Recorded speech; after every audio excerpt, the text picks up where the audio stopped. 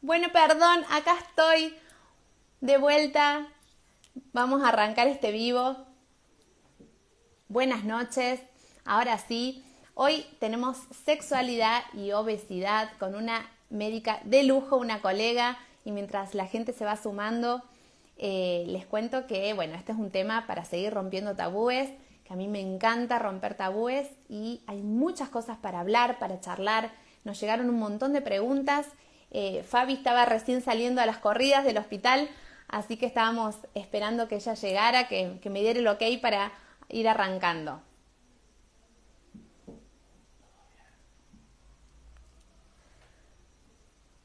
Bueno, sexualidad y obesidad es un temazo. Fabi, avísame cuando vos estés, así te sumo. Hay muchas cosas para charlar. Si ustedes se acuerdan que yo posteé un video en mis historias, ¿no? Que es un tema que realmente se, se analiza y se sigue estigmatizando y hay muchos tabúes alrededor de la obesidad y de la sexualidad y todas las personas en algún punto sufrimos, ¿no?, de bullying, de estos mandatos sociales, de estos estereotipos, de estas idealizaciones de cuerpos. Así que hay un montón de cosas súper interesantes para charlar. Hola, Entre Ríos, qué lindo. Saludos allá. Gracias por sumarse. Hola, Fabi. Hola, ¿cómo andas? Bien, estaba haciendo el aguante. Digo, ay, Ahí pobre, está. que salís a las corridas. Sí, sí, sí, más cuando uno tiene algo siempre se atrasa. Pero no, ya estamos. Bueno, por fin pudimos coordinar, Fabi, le contamos a la gente que era un vivo que nosotras teníamos hace un montón de ganas, hace un montón de tiempo, ¿no? Y ganas para llevarlo a cabo y nunca podíamos coordinar. Y bueno, hoy nos damos el gusto de encontrarnos, Fabi. Así es.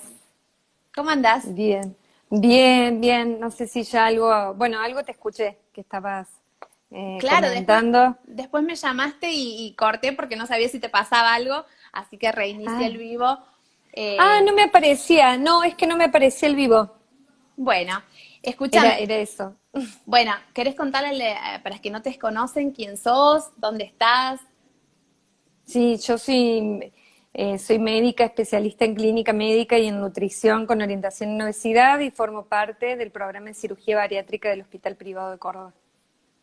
Bueno, genial, un gran equipo, Fabi, y bueno, este tema hay un montón de cosas para charlar. Vos sos una gran remadora en las redes sociales, ¿no? Sobre la importancia de lo que es reconocer la obesidad como una enfermedad. Y contanos Uy, perdón. cuál es la importancia también del punto de vista de la salud. En qué cambia que la sociedad empiece a reconocer la obesidad como una enfermedad? Y cambia, en realidad cambia todo, porque llevó tiempo entender de que no es una cuestión de voluntad. Lo que pasa es que cuando tenés una enfermedad en lo cual sus pilares del tratamiento influye tanto los cambios que tiene que hacer el paciente, es como fácil interpretar de que como hacer el pensamiento inverso. Bueno, entonces si comiera mejor o hiciera ejercicio no tendría obesidad. Y no, que el ejercicio y los cambios en la alimentación sean parte del tratamiento no significa que esa persona puede elegir tener o no la enfermedad de acuerdo a su estilo de vida. Ujú. Eh, y un poco lo que está vinculado más desde lo médico a esta cuestión de la obesidad y la sexualidad que vamos a hablar es el rol que juega el tejido adiposo en sí mismo, ¿sí? Como un órgano que cuando está eh, muy agrandado, ¿sí? Cuando cada una de sus células tiene como mucho contenido de grasa, empieza a cambiar la forma en que se comunica con el resto del organismo. Entonces, ese tejido adiposo, esa grasa que está funcionando mal, influye, por ejemplo, en el apetito, en la regulación de la saciedad y, bueno, en otros aspectos como hormonales.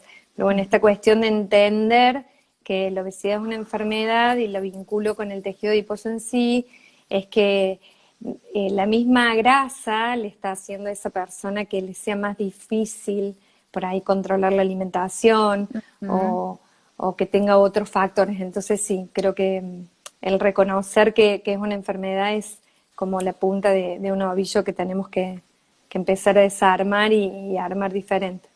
Totalmente, y entender, ¿no?, de la importancia de acudir a profesionales, de ir, digamos, de cuidar la salud, porque, digamos, va más allá de una cuestión estética, sino pensar del cuerpo como nuestro eje, nuestra salud, y ahí entran un montón de cosas, ¿no? Porque cuando hablamos de salud, también hablamos de placer, hablamos de satisfacción, hablamos de cosas lindas, de bienestar, ¿no? Y con el cuerpo que tengamos, ¿sí?, de la variabilidad corporal y por eso hablamos siempre, los sexólogos hablamos de sexualidades, ¿no? Porque no hay una sexualidad normal, no hay una forma de vivir la sexualidad, y sí reconocemos que tiene que haber sí una mirada positiva hacia el placer, hacia el bienestar, y eso está reconocido por la OMS, ¿no?, de que tiene que ser un derecho de todas las personas. Entonces, por eso este tema, ¿no?, de sexualidad y obesidad, ¿no? Porque ¿viste el informe que puse en las redes sociales? Sí, tremendo, tremendo. Sí. Fue uno que encontré de tantos que hay, a veces Ujú. documentales o formas de abordar estos temas en donde se sigue estigmatizando, ¿no es cierto? Sí, sí, sí, totalmente. Muy, muy cargado de prejuicios y que se arrojan también con mucha liviandad, ¿no? Ujú, Eh, ujú. dando un poco por sentado que es el pensamiento de la mayoría o algo así. No sé bien de qué año era ese informe, pero la verdad que De hace un par de años, mucho, sí, de mucho por hace un par de trabajar años. ahí. Hay muchas cosas Ujú. para trabajar. Bueno, Fabi, vos tenés muchas preguntas, ¿cómo querés que hagamos? ¿Querés que vayamos respondiendo preguntas ahí? Sí, no vi si, ahora no fui leyendo si, perdón, si había alguna pregunta, así que enseguida nos fijamos. Voy a empezar, Euge, con una de las preguntas que fue como la que más se repitió, que es, ¿qué pasa con la libido después de una cirugía bariátrica? Lo Ujú. decimos después de una cirugía bariátrica porque tenemos como dos características particulares. Una es que partimos generalmente de un peso corporal alto, ¿sí? Una obesidad por ahí ya grado 2, 3 o más. Y la otra es el factor del descenso de peso rápido. Pero podríamos esto extenderlo un poco más a qué pasa con la libido y el descenso de peso. Yo antes de responder o de hacer el comentario desde mi parte sobre esta pregunta, que es bastante frecuente de consultorio, me gustaría, Euge, preguntarte a vos un poco de qué se compone la libido, porque yo tengo algunas respuestas un poco hormonales para dar a esto, pero creo que no pasa todo por ahí. ¿O Bueno, sí? esto es sumamente interesante, Fabi, porque sabes que el tema del deseo sexual es uno de los motivos de consulta más frecuente en consultorio sexológico, y esto no diferencia clase, género, sexo, peso, digamos, todas las mujeres, hombres, es un motivo de consulta muy frecuente. Entonces, y está este misterio, ¿no?, del deseo sexual, de siempre tener deseo sexual. eh, Así que hay mucho para aprender con respecto al deseo. Y me parece que lo importante es entender que no depende solo de una hormona, ¿sí?, no depende de una cuestión. El deseo se construye, es una cuestión intrapsíquica en donde entran muchos factores. Por supuesto que las hormonas son pie para conexiones biológicas, neurotransmisores, funciones cerebrales, tejidos, pero no es todo. ¿Sí? Además de las hormonas, aparecen cuestiones cognitivas, creencias, vínculos, emociones, afectividad, autoestima, la conexión con los estímulos. Entonces, las situaciones vinculares de pareja, las motivaciones personales, o sea, y las etapas de la vida, hay un montón de cosas que impactan en el deseo. Lo importante es entender que el deseo sexual no es como un botón que está prendido o apagado, ¿no? Porque muchas veces se consulta eso, ¿no? Como tengo deseo o no tengo deseo, como Ujú. dos categorías separadas y absolutas. Y en realidad el deseo sexual es algo fluctuante, ¿no? Por justamente cómo se va nutriendo o afectando por todos estos factores. Entonces, hay momentos en donde estamos, siempre digo yo, en la cresta de la ola, ¿no?, con un deseo más activo, en donde tomamos la iniciativa, tenemos fantasías, proponemos, buscamos, y momentos en donde estamos como más, con un deseo más neutro, más receptivo, ¿no? Quizás no tomo la iniciativa, pero si viene alguien, me estimula, me motiva, conecto, ahí se activa el deseo. Entonces, la verdad que cuando uno nota impacto en el deseo sexual es sumamente importante hacer una consulta sexológica porque hay que abordar todos los aspectos. Y si algo del que estoy en contra yo en general es con el tema del chip sexual, por ejemplo, que este Ajá. chip de testosterona que a veces se vende o hay un marketing como exagerado, ¿no? Como que es la garantía, ¿no? Del deseo sexual. Como te pones el chip y listo, ya está. No, o sea, y está demostrado científicamente en trabajos y en publicaciones que este implante de testosterona lo que hace es, sí, digamos, generar, digamos, un cambio en cuanto al bienestar o las sensaciones de que se conectan más, se sienten mejor por la testosterona en sí, pero eso no lleva a que haya mayor frecuencia de relaciones sexuales y mayor satisfacción sexual.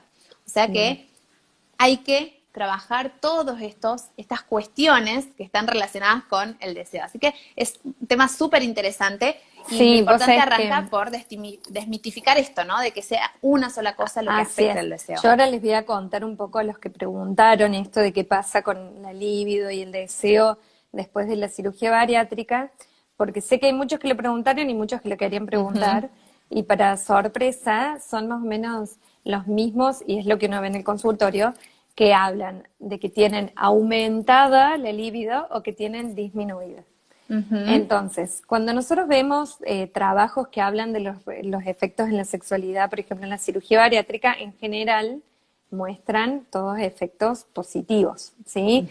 Un aumento que se relaciona por ahí con aumento de la capacidad física, aumento de autoestima y muchas otras cosas, pero muchas veces vemos que en las primeras consultas, los primeros meses después de operados, sobre todo las mujeres, refieren que no están con ganas, ¿sí? O sea, no es algo infrecuente. Y ahí es donde puede jugar cierto rol en la cuestión hormonal, cuando no hay otra explicación, porque tenemos en cuenta que el tejido adiposo tiene una interacción con los estrógenos que es muy fuerte, y por ahí algunas pacientes que tienen un perfil más o síndrome ovario poliquístico o con un nivel de andrógenos un poquito más alto, entonces transitoriamente hay como un desequilibrio que puede justificar esa falta de deseo, o por lo menos lo que está descrito. Vos, Euge, tendrás más.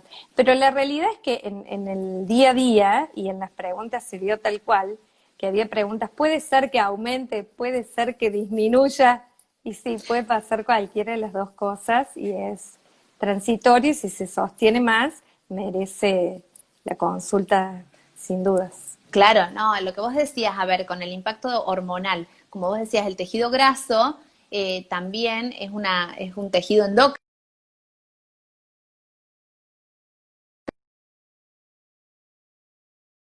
Ay, perdón.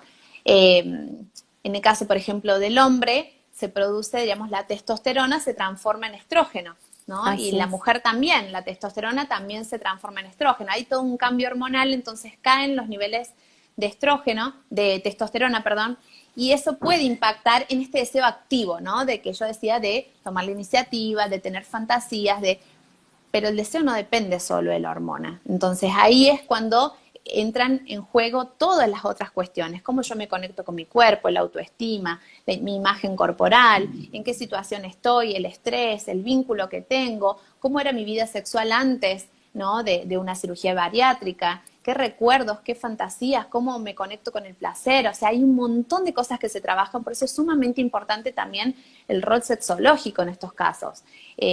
Sí está demostrado que digamos, el impacto, el cambio en el tejido graso mejora estos valores hormonales, pero hay que acompañar con un montón de otras cosas. Así es. Euge, ya que los dos hemos nombrado un poco la autoestima y eso, ¿qué, qué relación hay entre el erotismo y la imagen real, digamos, la imagen corporal? ¿Cuánto hay de cuerpo y cuánto hay de actitud? ¿Cómo se construye, digamos, eh, el erotismo? ¿Cuánto, Bien. por dónde pasa la cosa? El erotismo es la capacidad que cada persona tiene en seducir y ser seducidas, en disfrutar del cuerpo, ¿no? No importa qué cuerpo, ¿no? Y la imagen corporal es la percepción que nosotros tenemos sobre nuestro propio cuerpo, que tampoco depende de nuestro cuerpo, sino es la percepción, ¿no? Es nuestra autoimagen. Entonces, eso se construye también con un montón de cosas, con nuestro pasado, con nuestra historia sexual. Y el erotismo está relacionado mucho con la actitud, ¿no? El esto de animarnos a disfrutar, a liberarnos de los tabúes, a sentirnos merecedores del placer, sentir que y vamos en búsqueda, digamos, tiene mucha actitud. Y no necesariamente uno tiene que tener 90, 60, 90 para pensar que tenemos un cuerpo apto para disfrutarlo, no. Entonces, una de las funciones de la sexualidad es el autoestima. Y esa autoestima, bueno, digamos, se va construyendo también a lo largo de nuestra vida, va a depender de la crianza que tuvimos, de las situaciones con las que hemos crecido, cómo hemos cuidado nuestro cuerpo, qué aprendizaje hemos tenido. Por eso es tan importante la educación sexual integral, ¿no? En esto del cuidado del cuerpo, en el respeto, en valorizar las diferencias corporales, en la aceptación de la diversidad. Y eso es lo que en la revalorización de nosotros como persona con el cuerpo que tenemos y que aún tenemos derecho a disfrutar y a tomar nuestras decisiones. Entonces, todo el tiempo tenemos que estar despojándonos de esos tabúes, de esos estereotipos, de esos mandatos, de pensar de que somos merecedores de disfrutar de nuestro erotismo. Bien, acá preguntan, dicen, no sabía que había sexóloga en el equipo. No, la doctora Bazán Quiroga, Euge, está en el hospital privado y está a cargo del área de salud sexual. ¿Sí? No es del equipo, nos encantaría, ¿no? Que sea Soy del programa de área. salud sexual del hospital, pero bueno, programa con programa, digamos, Claro.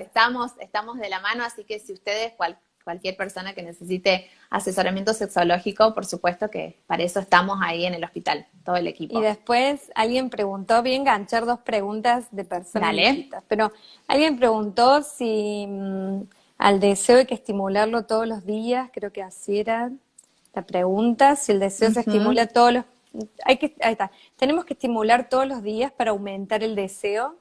Sí. Y después, otra nada que ver, pero le vamos a encontrar el punto en común, que dice herramientas para la ansiedad con la comida. Ajá, Y vos bien, ya sabés por dónde. Te cuento lo del deseo. Sí, el deseo hay que trabajarlo todos los días en esto que yo les decía de tratar de buscar los estímulos que nos activen, ¿sí? Y está bueno también sacarnos la mochila de pensar que todo el tiempo tenemos que tener ganas. No siempre tenemos ganas y a veces en nuestro día tenemos nuestras energías puestas en otras cosas, ¿no? Y quizás puede ser de que a veces digamos no quiero, ¿sí? Simplemente no quiero y no tenemos que sentirlo como una carga y ya empezar a meter excusas.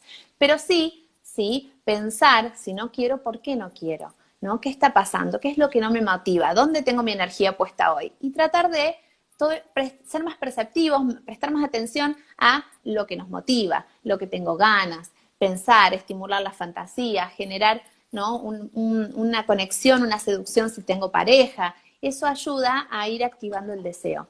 A veces, y te cuento Fabi, el amor y el deseo son dos caras de la misma moneda. A veces cuando uno tiene deseos de algo que no tiene, ¿no? De esa gana de buscarle la adrenalina de lo nuevo, ¿no? Y una vez que vos lo tenés, porque, ¿no? Y aparece el amor, que el amor es tener, nos fusionamos, ¿no? Es paradójico, porque el amor yo lo tengo, ¿no? Lo conservo, y el deseo es querer lo que no tengo. Entonces es un juego, ¿sí? Que hay que ir buscándole la vuelta para que realmente en las parejas estables de mucho tiempo vayan generando este juego entre el amor y el deseo y que no se vaya, ¿no? Terminando ninguna de las dos cosas. Buenísimo el tip. No, y bueno, la cuestión ¿Y lo de la ansiedad? La comida por la ansiedad, que uno podría decir, bueno, pero en el tema, ¿qué tendrá que ver? Ya hemos hablado otras veces, hemos hecho mención con Euge de las similitudes o las áreas en común que hay entre lo que es el abordaje de la obesidad y lo que es la sexología. El principal punto en común es que nosotros tenemos un área dentro de nuestro cerebro que se llama sistema de recompensa, ¿sí? Que ese sistema se estimula por diferentes estímulos y nos va a dar liberación de ciertos neurotransmisores que generan placer. Y resulta que en ese área actúa la comida, ¿sí? Y no es raro que la comida, la bebida, y el sexo estimulan el mismo área del cerebro porque justamente tienen un vínculo con la supervivencia, ¿sí? Entonces, algunos problemas relacionados con dificultades del área de la sexualidad pueden tener como síntoma, ¿sí?, un sobrepeso. Y eso se indaga, digamos, cuando uno aborda cuál es el estilo alimentario del paciente, porque cuando uno trata de armar la historia de cuándo subió de peso, con qué lo asocia, cómo es su vida personal, por eso a veces la consulta de obesidad es como bastante íntima. Cuando el paciente va pensando, vengo a llevarme la dieta, se encuentra con que es otra cosa, porque tenemos que saber cómo es su vida, con quién Claro. vive, cómo maneja el estrés, la angustia, la alegría, la ansiedad. Entonces, a la pregunta de qué hacer para no comer por ansiedad, lo primero es trabajar un poquito la ansiedad, y relacionada acá con Euge es Esos los esto que... impulsos, ¿no? Es el impulso, ¿por qué aparecen esos impulsos? Y sí, es sumamente interesante lo que vos decís, estos sistemas de recompensa y estas adicciones, ¿no? Y estos estímulos que nos llevan a buscar todo el tiempo algo que muchas veces para tapar otras cosas. Entonces, por eso es tan importante este abordaje integral y entender que la sexualidad es una función biológica sumamente importante, como es la alimentación, como es, otras áreas también. Exactamente. Y sí, por supuesto que no es la generalidad, pero sí puede haber pacientes que hayan aumentado su ingesta a partir de quizás algo que tienen que resolver de la cuestión de satisfacción o de deseo, ¿sí? Sí. Así que ahí claramente hay un punto Y se hace común muy una bola fuerte. de nieve que después es difícil salir, ¿no? Porque, digamos, Exactamente. estoy No, mal. después ya cuando se instaló la grasa, digamos, como tejido adiposo aumentado, no se quiere ir tan fácil. Yo siempre Entonces, digo que las disfunciones sexuales pueden estar, digamos, en la punta del iceberg o en la base del iceberg, ¿sí? Que puede ser lo que te lleva a consultar, ¿no? Porque tengo un problema, no tengo falta de deseo, no se me para, no llego al orgasmo, pero, digamos, cuando empezamos a ver, puede ser que haya diabetes, obesidad, un montón de cosas en la base, ¿no? Como cuestiones, comorbilidades que pueden ayudar a que se instalen estas disfunciones sexuales. Pero también puede suceder de que en la punta del iceberg haya una depresión, ¿sí? Que uno está mal, trastornos de ansiedad, y en la base de ese iceberg están los problemas sexuales. La obesidad, ¿sí? Que puede ser, digamos, que esté en la punta del iceberg, y en la base también puede haber, digamos, problemas sexuales. Así que, digamos, hay mucha conexión y por eso es importante abordarlo desde la medicina, desde la salud, desde la atención integral. bien, y con otras preguntas que teníamos, es también, ahí te voy a comentar una que es toda para vos.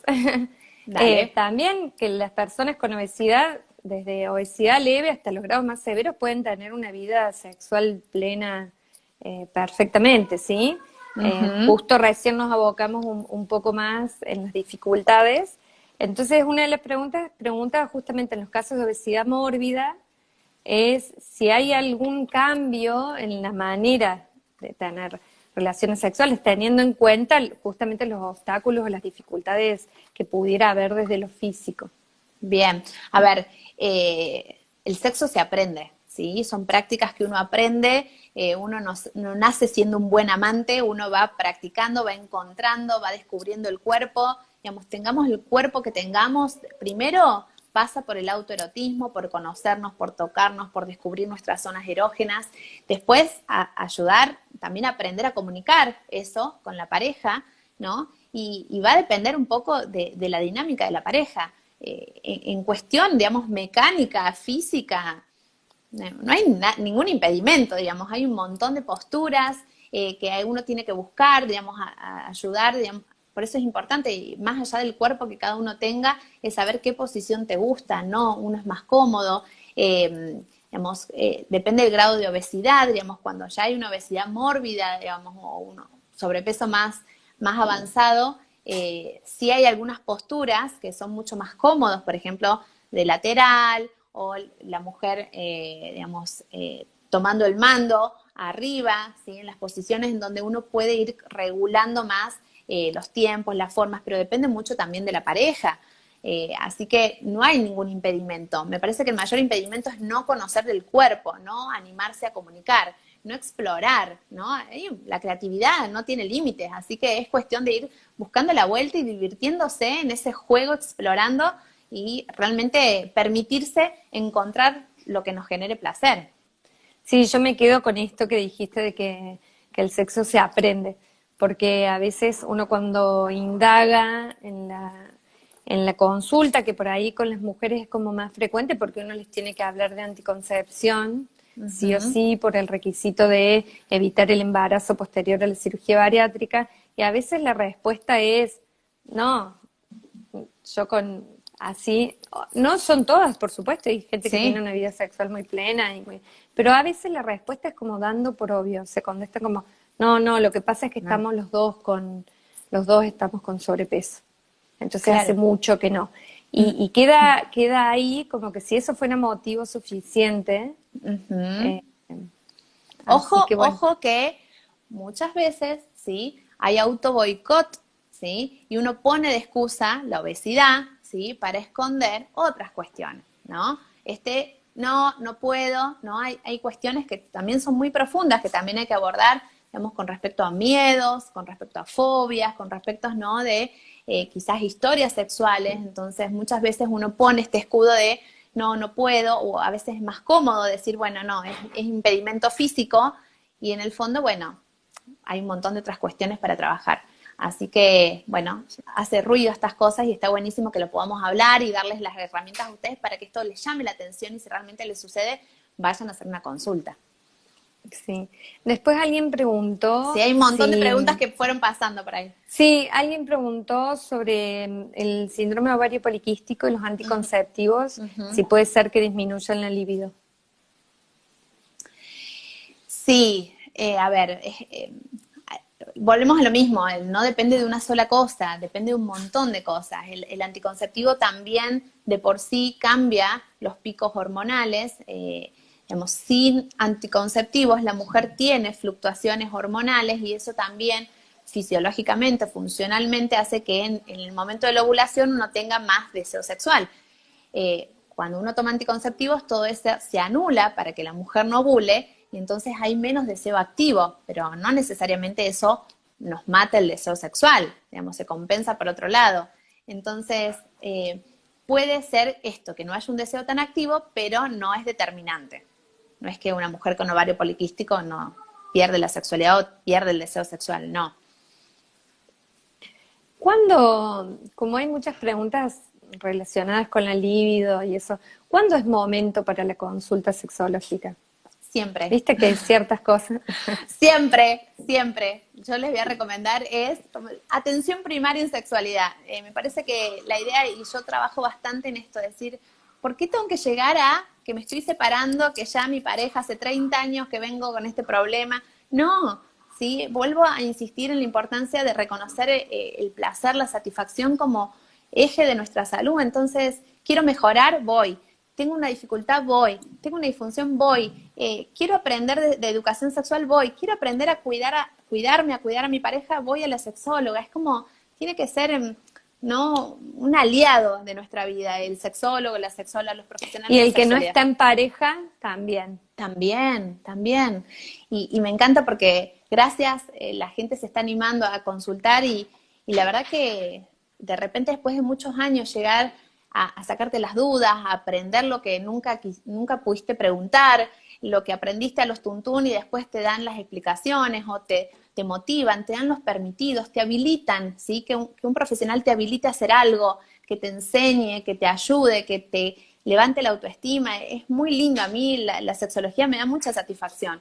Entonces realmente no hay que esperar a estar mal para hacer una consulta. Esto es calidad de vida. Así es. ¿Qué otra cosa, Fabi? Para que se me pasó una pregunta. Eh, bueno, Fabi, y con respecto a la obesidad, ¿no? ¿Qué otra recomendación podés hacer con respecto a la cirugía bariátrica? Contanos un poquito para quienes no conocen esto del programa de cirugía bariátrica del hospital, cuándo una persona puede pensar en una cirugía bariátrica? Sí, digamos, nosotros de manera estándar clasificamos a los grados de obesidad según el índice de masa corporal, que es la relación entre el peso y la estatura. Y aunque en realidad es un sistema de clasificación arbitrario totalmente, porque no estamos comparando estado de salud, sino qué tanto sobrepeso o qué tan voluminosa, porque la verdad es que es una medida de volumen, es una persona con respecto a otra. Entonces, de manera estándar, la cirugía bariátrica que tienen una obesidad con índice de masa corporal por encima de 35, que es obesidad grado 2, o por encima de 40, que es lo que se conoce como obesidad mórbida o obesidad grado 3, ¿sí? La indicación va a ser más fuerte en personas que tienen menor índice de masa corporal, mientras más complicaciones de salud tengan, como por ejemplo diabetes, problemas articulares graves, apneas obstructivas del sueño, ¿sí? Entonces, la cirugía bariátrica hoy se considera un momento en el tratamiento de una enfermedad crónica que ha intentado ser controlada por medios tradicionales, medicación, por supuesto nutrición, ejercicio, ¿sí? Psicología, y a pesar de todo no se logra un peso saludable o un control de enfermedades. Entonces ahí se piensa en la cirugía bariátrica como una instancia. ¿Por qué digo esto una instancia? Porque no es una cirugía como una vesícula o un apéndice que se está operando el órgano enfermo y se estaría curando, sino que es una herramienta que permite a la persona mantener a largo plazo estos cambios necesarios para reducir el peso y mantenerlo bajo, ¿sí? Así que la manera que trabajamos en el programa es con equipo de interdisciplina o transdisciplina. O sea, somos médicos de la parte clínica, cirujanos, licenciados en nutrición, psicólogos, psiquiatras, ¿sí? Sumamente todos importante. somos, Buenísimo. digamos, cada una de las áreas es igual de importante en el tratamiento. No sé si tenés algo de experiencia, porque ahora cuando lo decía me acordé el tema de las apneas del sueño y la sexualidad. No sé si tendrás pacientes, para los que no saben, las apneas del sueño es un trastorno por el cual una persona ronca fuerte característicamente y por momentos deja de respirar mientras duerme. Y esto es muy frecuente asociado a la obesidad. Puede haber otras causas, pero es algo que se asocia muy frecuente con la obesidad. Y que uno de los tratamientos para los casos severos es usar un dispositivo nocturno que requiere una máscara nasal o nasobucal que va conectado a un aparatito que larga aire. Y a veces los pacientes a mí me cuentan que les da mucho pudor, incluso matrimonios de muchos años, que el tener que ir a la cama con un dispositivo les afecta mucho. No sé si llegan, por ejemplo, a la consulta. Sí, es algo que deserotiza mucho a las parejas. Los ruidos, ¿sí? Los malos ruidos. Primero que la persona que tiene apnea del sueño no descansa, se fatiga, la pasa mal, se levanta y eso puede afectar en las energías, ¿no? En su función sexual, en su energía sexual.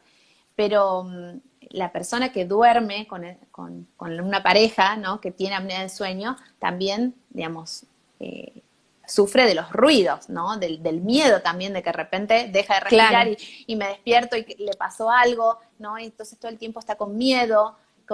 Y eso, digamos, tengo parejas que duermen separados justamente por eso.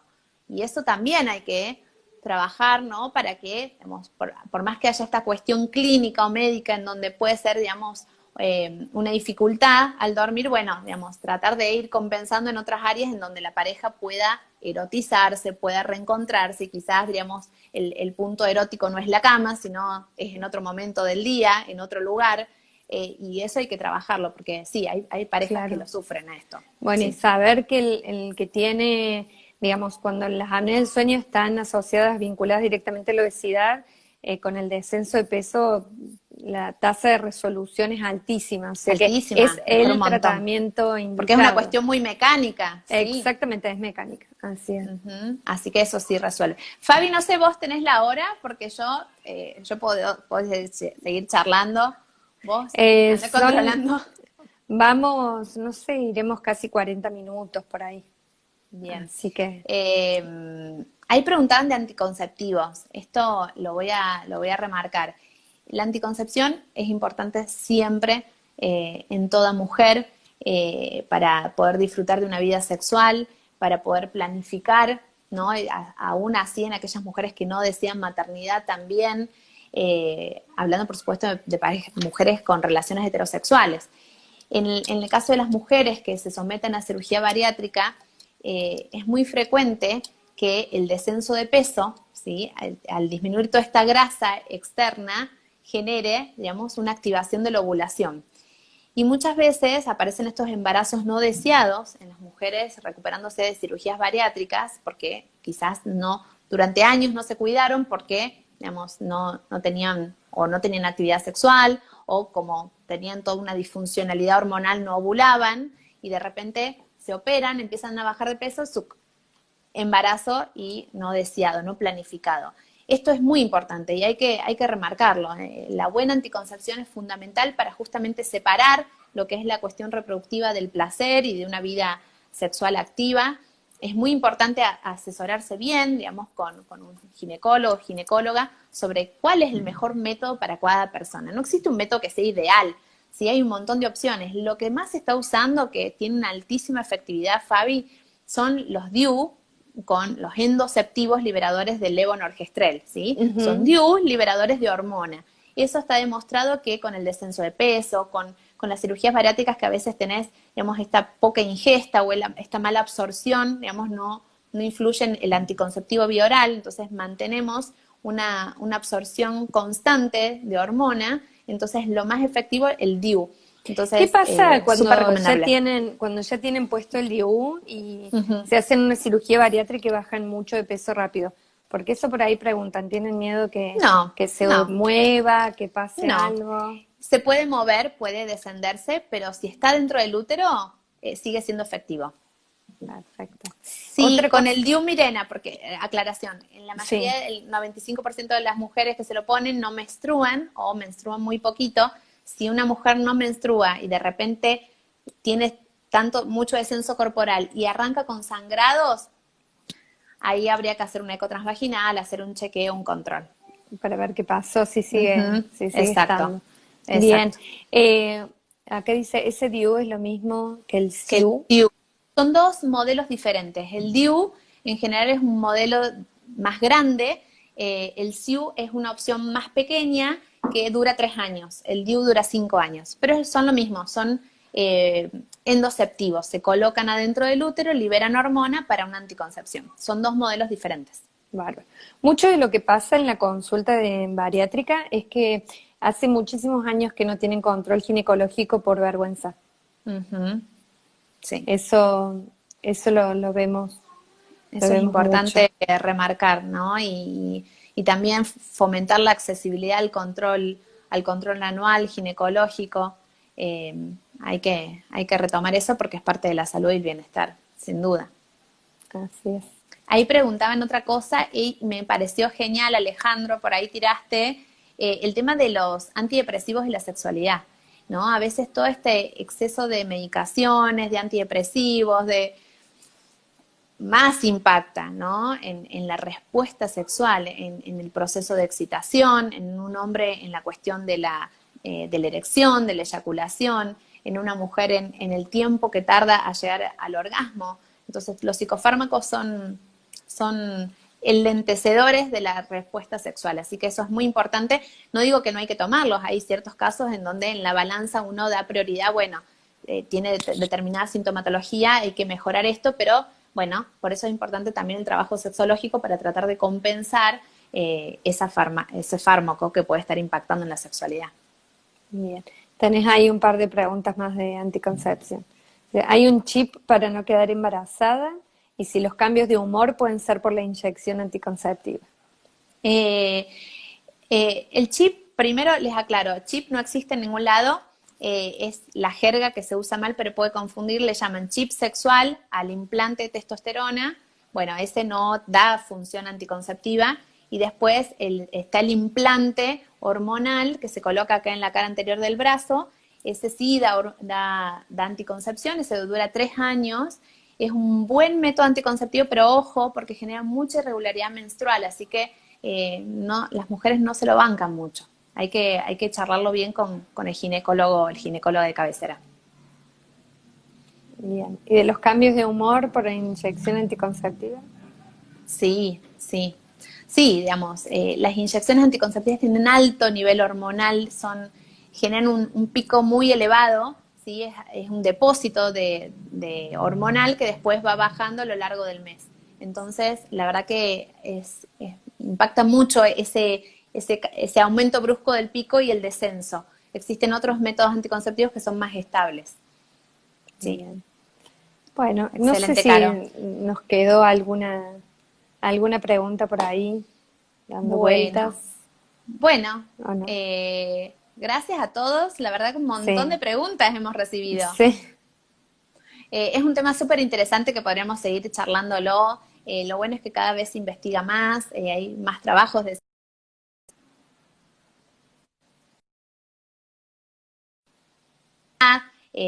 así que bueno, está buenísimo el trabajo multidisciplinario, lo volvemos a insistir, Fabi, y la sí, importancia, ahí se me apareció chat. así es.